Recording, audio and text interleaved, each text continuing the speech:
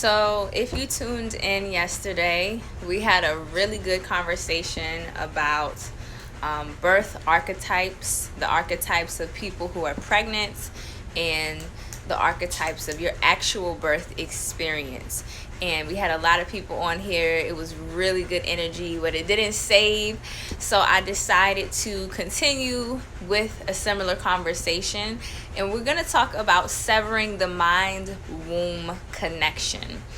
And this is something I wasn't planning to talk about, so I jotted down a few things, but I'm really just wanted to have a conversation with you all. Before I get started, I just want to say a disclaimer that this is not to be judgmental. This is not to influence anyone to make a different decision than what they want to make during their pregnancy.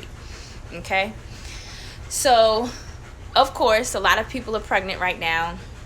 I was recently scrolling through my Instagram and I saw someone post a picture of their ultrasound. And the caption was, "It finally feels real." And I was like, wow. I understand that feeling. I understand what it feels like to be pregnant and to be waiting and waiting and waiting to get that ultrasound. And you finally hear that heartbeat. You see your baby moving around in that black and white picture. And it becomes, it almost solidifies the reality of your pregnancy for you. But at the same time, after doing research on ultrasounds and understanding the science, just a little bit of the science behind ultrasounds and how it's possibly damaging and dangerous for a growing fetus, I started to have some alternate feelings about ultrasounds. And I'm just going to share with you the things that have come up for me over the years. The first thing is that we don't feel like our pregnancy is real until we see the baby moving around on the screen and we can actually physically see with our eyes the baby. In this, I want to unpack this from a couple different perspectives. The first perspective is there are some people who are so connected to their womb, they can feel their ovulation. They can feel the fertilization process. And it sounds odd. Yes, I'm going to say this. It sounds odd to hear someone say, "Oh, I felt," not I know, but I felt, the day I got pregnant. I physically felt when I ovulated. I feel these things happening in my womb space because those things, it's so minuscule. The size of an unfertilized egg is so tiny. The size of a sperm is so tiny. So what we're really speaking on here is the energetic happening. But it is in fact possible for us to feel these things. Why don't we feel it? Why can't we tune in to that energy that is in motion within our own selves? Because we've been so severed from that mind-womb connection. We've been so detached. And it's the same way in birth, right? We can either feel the sensations of birth, and you can literally feel your cervix opening up. Because some people will tell me, "I don't feel any pain in my back, and I don't feel any pain, on the top of my stomach, but I feel the bottom, part of my stomach, basically the bottom part of my belly feels like it's opening up. I feel my cervix opening up." Now, why is it that some people can feel that as an opening, but other people feel these sensations? They feel the opening, they feel the pressure, they feel the back moving, and they sum it all up into pain. I truly believe it's because we have spent so much time disconnected from our womb space, either because of conditioning, because we're afraid. From such a young age, we're taught to fear our own reproductive system. Be afraid of STDs, be afraid to have sex, be afraid of getting pregnant. And fear is not an energy of opening, it's an energy of closing. So if I'm afraid and I'm ashamed, I cannot fully feel. all of these things. And it's very common at a young age to either experience fear about your womb space. You know, I'm scared of getting pregnant, so I don't want to have sex. I'm scared of STDs. Or shame. Some sort of shame, like I did this and now I'm ashamed of it. Or someone did this to me and now I'm ashamed of it. Let me know in the comments. Just give me a little hand wave emoji if you have experienced either fear or shame surrounded around your reproductive system, because it's incredibly common. But to get back to this ultrasound idea, we are disconnected. So then we need someone to validate the experience that is happening within our own body. We need someone to validate that for us and say, yes, in fact, you are pregnant. Yes, in fact, it is a baby in there. Yes, in fact, the baby is moving around. Yes, in fact, you thought the baby was in this position because you felt a head down here and an elbow right here, and you are correct. So we need someone to validate this for us. And this begins the relationship, the patient-provider relationship, where we become dependent, solely dependent, in a lot of cases, on our provider to give us information about our bodies that we already have access to, and therefore validate our experiences and validate our feelings that really don't need to be validated.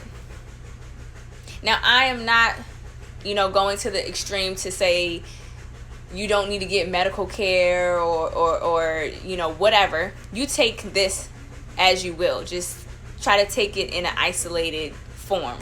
But it prepares us, it almost grooms us in a way to be ready for the birth experience that is going to be fully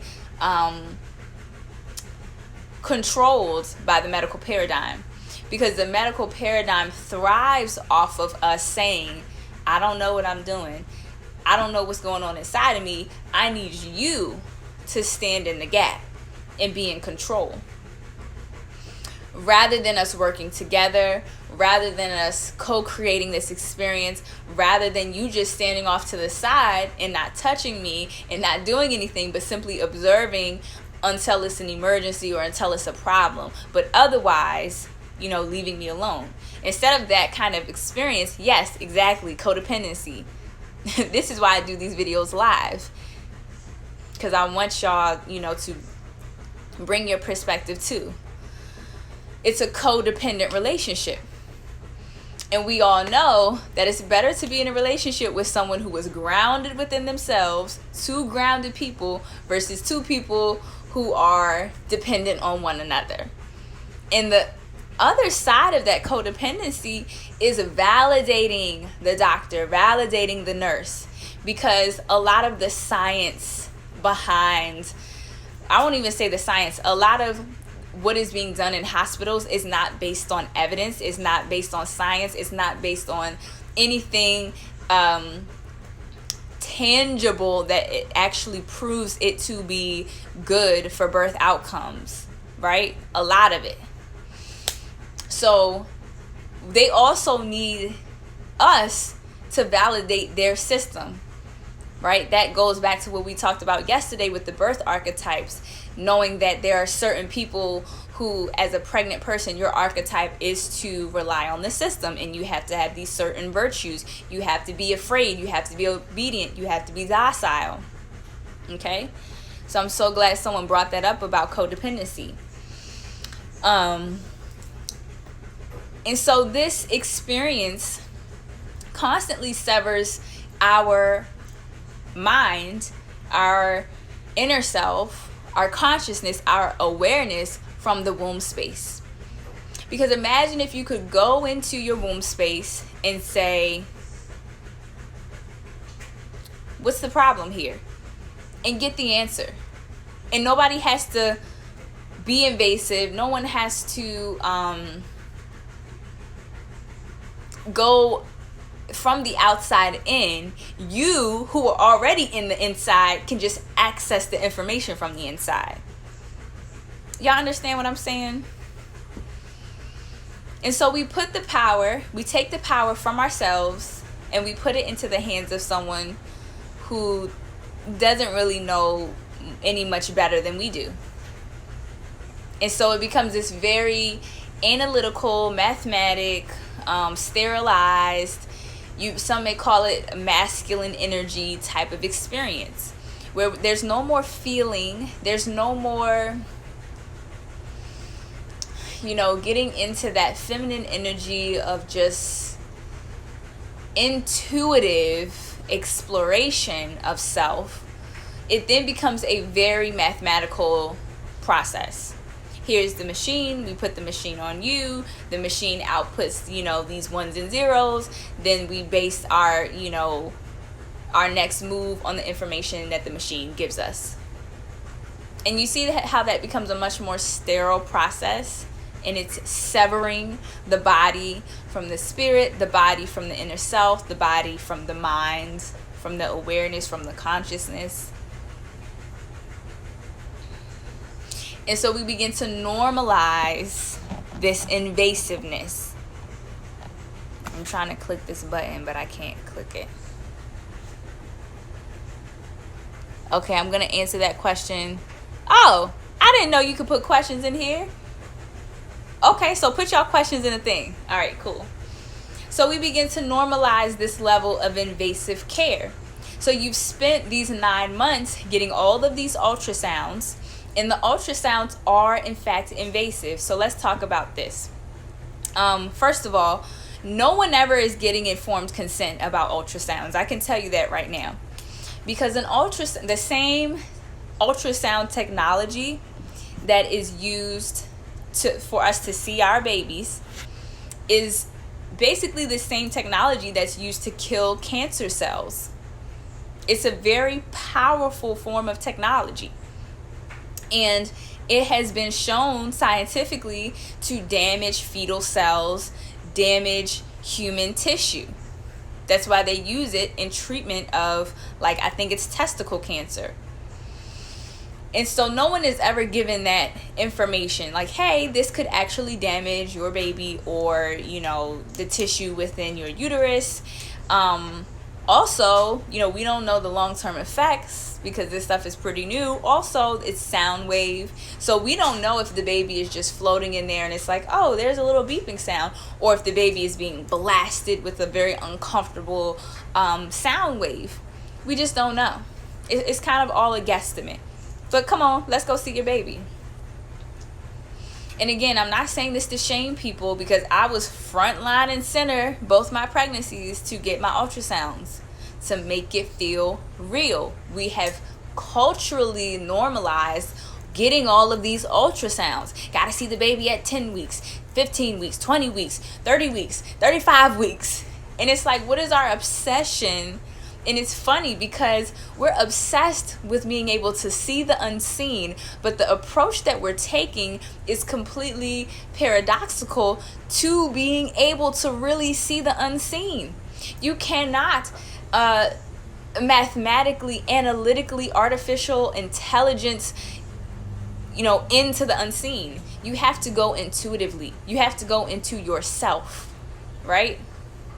It's like trying to create a machine to show you the spirits in the air, and trying to create a machine that'll show you the energies and this. Or you could just take some shrooms and you're going to see all of it. Or you could just go into a meditation. Or you could just pray. Or you could just say a mantra. Or you could do these things that are going to open you up from the inside out. Okay?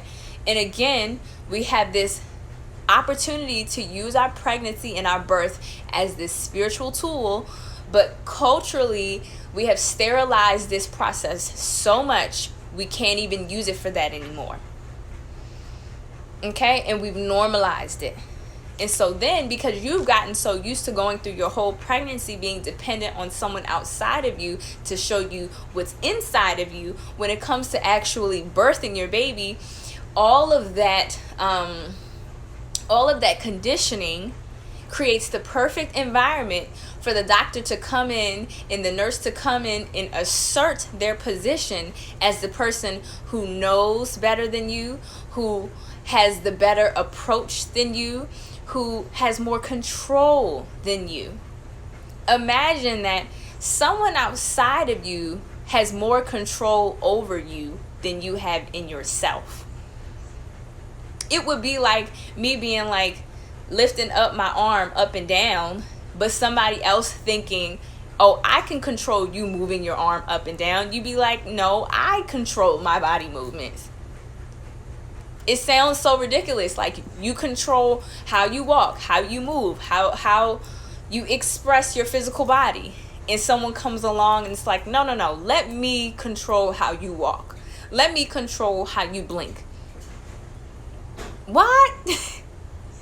But we're so far removed from this type of thinking, we don't even consider what our birth experience would be like and feel like and sound like and smell like if we owned up to our ability to, in fact, control our bodies.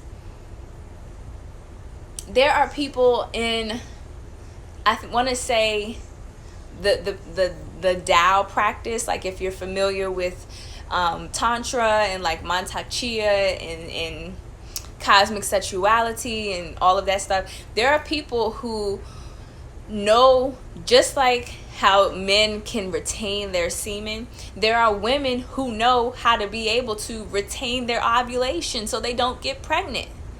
This is an ancient practice we're talking about here. Something that humans had the ability to do. And again, this stuff sounds like it's out of a sci-fi movie. It sounds impossible because we're not even considering the idea of being able to birth our babies naturally. We're not even considering, that.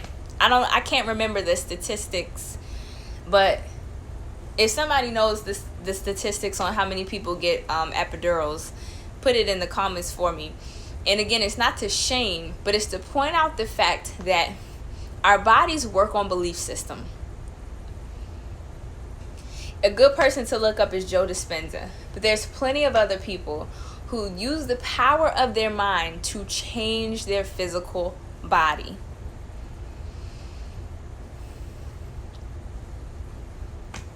This is a power that we have to tap into, and that we can tap into deeper and deeper and deeper.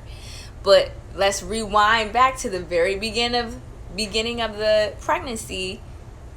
I can't really feel like this is real until I get that ultrasound and I see it.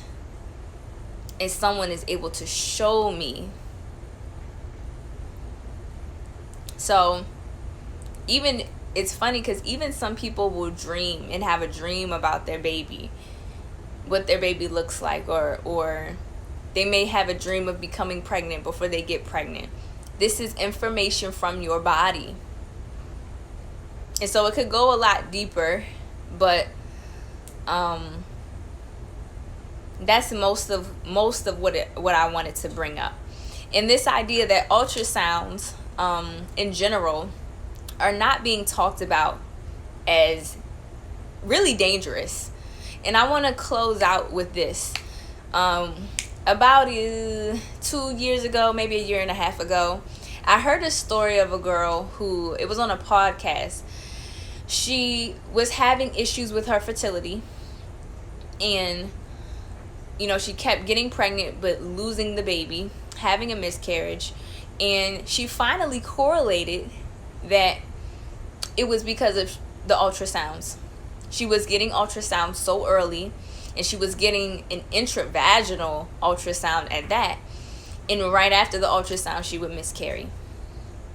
And I think she also went back, and I want to say she talked to her mom, but in somewhere in the podcast, the older woman got brought up, and she also had an experience where she would get pregnant, she got the ultrasound, and then lost the baby. And so, as women, we tend to, again, internalize a lot of issues. Fertility issues internalized. Postpartum depression, postpartum mental disorders internalized. Not realizing that this is just a reaction, a pure reaction to the environment. Nothing is wrong with your body. It's just simply reacting to the fact that you got an ultrasound. And now there's damaged tissue, so we have to release this pregnancy. Nothing is wrong with you, though. And so, it's really my hope that as I begin to unveil and uncover a lot of these medical practices and interventions and look at them both for the medical malpractice that they are, but also the cultural malpractice or cultural misunderstanding, that more women will be able to get out of this idea of being a victim of their own bodies and understand that they are simply, if you want to be a victim, at least be a victim of the culture, be a victim of your environment, but don't even be a victim. Just be a person, a body, a being that has reacted to its environment. Don't be a victim. And then from there, you can understand how to navigate your environment so that you don't keep walking into that trap and eating that poisonous thing and getting stuck, without shelter. As an analogy, you understand this is the terrain that I am in, and this is how I have to navigate this terrain. Simply. Okay, that's it. I will save this month, July. We're going to be diving into ultrasounds in Patreon. And that means you're going to be getting at least a 15-page mini ebook to talk about ultrasounds, the benefits, the risks, the pros, the cons, what people don't talk about. We're also going to talk about the cultural aspects. This video will be in Patreon, and other resources. So if you really want to dive deep into this topic, which if you are a doula, I highly recommend, because I just can't continue my personal doula journey allowing people to walk into this medical malpractice trap without at least giving them a warning. At least saying, hey, look, you've already had 2 ultrasounds. Maybe you don't want to get another one. Hey, you're really early in your pregnancy. Maybe you want to wait because it could cause a miscarriage. Just being able to have that awareness, and then from there we can allow people to make their decisions and hopefully shift the culture. But personally, I am so done with the idea of trying to change hospitals and convince hospitals to shift their practices and make hospitals better places. We need to make ourselves better places, become more accountable, step into our conscious awareness, step into our bodies, be here, be present, not be on autopilot, just whatever, just taking it in. Okay, so again, on Patreon, we're going to be talking about ultrasounds this month, deep diving. You'll get a mini ebook, resources, this video, and probably other videos or at least other audios to talk about. You can find all of that on patreon.com/herholisticpath. I'm going to take a second to answer questions and engage with the comments. Okay, so someone said, how do you think... Okay, I need to stop saying someone. Anna said, how do you think one can be an advocate to conscious birthing for other moms without diminishing the woman that chooses hospitals? That's a great question. First off, I would say, own your bias. We all have biases. We all have missions. We all have purposes. We all have belief systems. And none is more worthy than another. It's all about alignment and being able to like I tell my clients, look, I don't agree with X, Y, and Z. I don't support X, Y, and Z. And that's the exact opposite of what they tell you to do in doula training. They're like, make sure you don't, do your personal views and say, how you feel about it. If it's, whatever, be honest, right? Be authentic. And then maybe they can be authentic back. But me being fake and phony is not going to work. So own up to your bias and just say, hey, I personally don't believe in it because of X, Y, and Z. Then you give your reasonings, right? You give the information. That's why I even started this Patreon.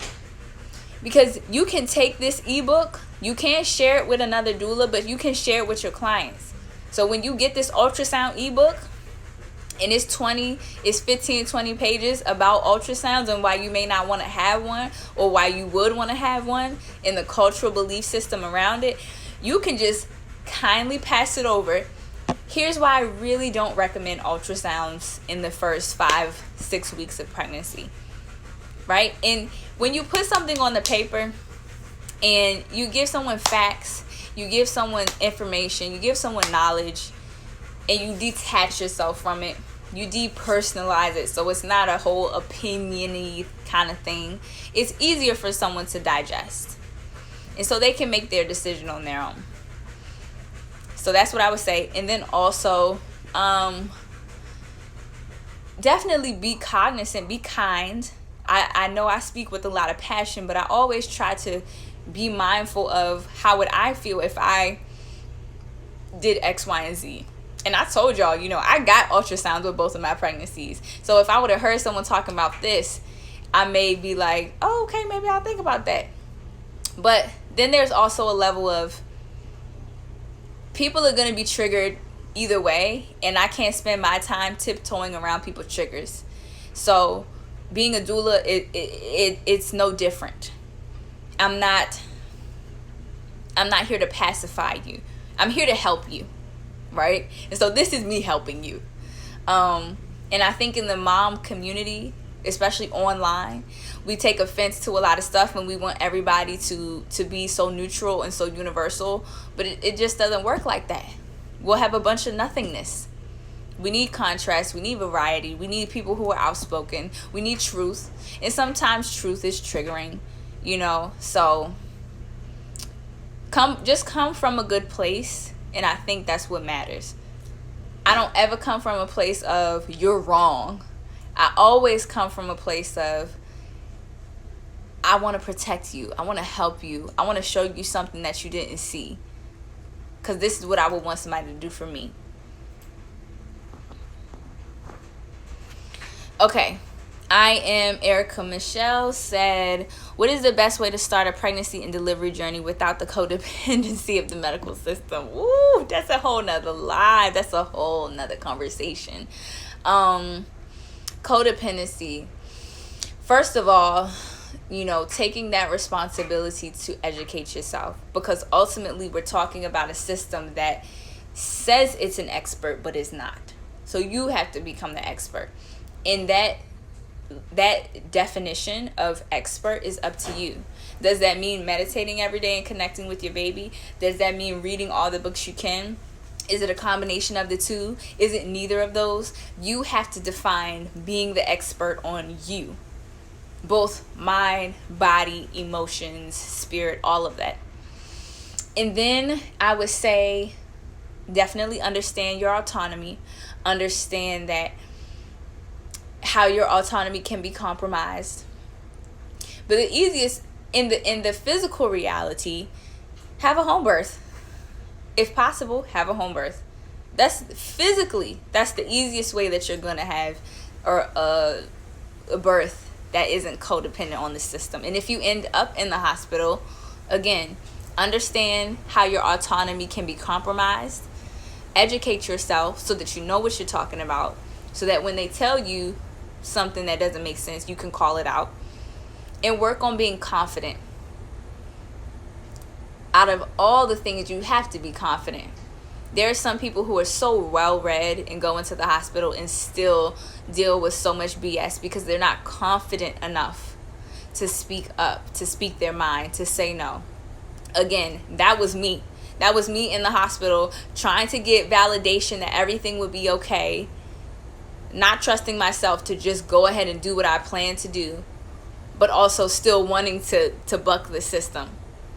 So you have to find that confidence in that trust in yourself, in understanding that even in labor, when you trust yourself and you're confident, you still can be compromised because you're vulnerable. So having a support team around you, making sure that the decisions you make were well thought out beforehand. Yeah. Where do you see yourself in 5 years from now? Are you part of a doula collective? hopefully 5 years from now, I'm a midwife. And just expanding my doula work. I'm doing fertility doula training. I'm doing herbalism training. So I would love, to be able to expand my work and keep going. Having products, having a book on a shelf, and having a huge catalog of information on my Patreon for people to tap into, because a lot of people ask me about books and I'll be like, I haven't read that many birth books because they're redundant as fuck. I'm sorry for the cuss words, but they're really fucking redundant. Like they be like saying the same stuff a lot. And a lot of people are still tiptoeing around the medical system, and I don't like that. There are good books out there, definitely, but I want to definitely put my own book on the shelf. So that's all I got, because my mouth is getting dry.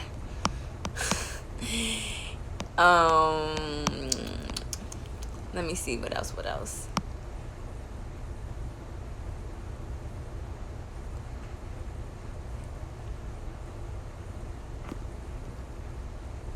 Over 70% of people get epidurals. Wow.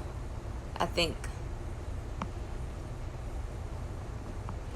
Alrighty, so this live will be saved and will also go into the Patreon. If you want to sign up, the link is down below, or you can just go to Patreon and search Her Holistic Path. Like I said, we're going to talk about ultrasounds this month. Lots of information. It's already information in there about home birth. It's already an ebook on there about home birth, and it's also an ebook in there about Black maternal health.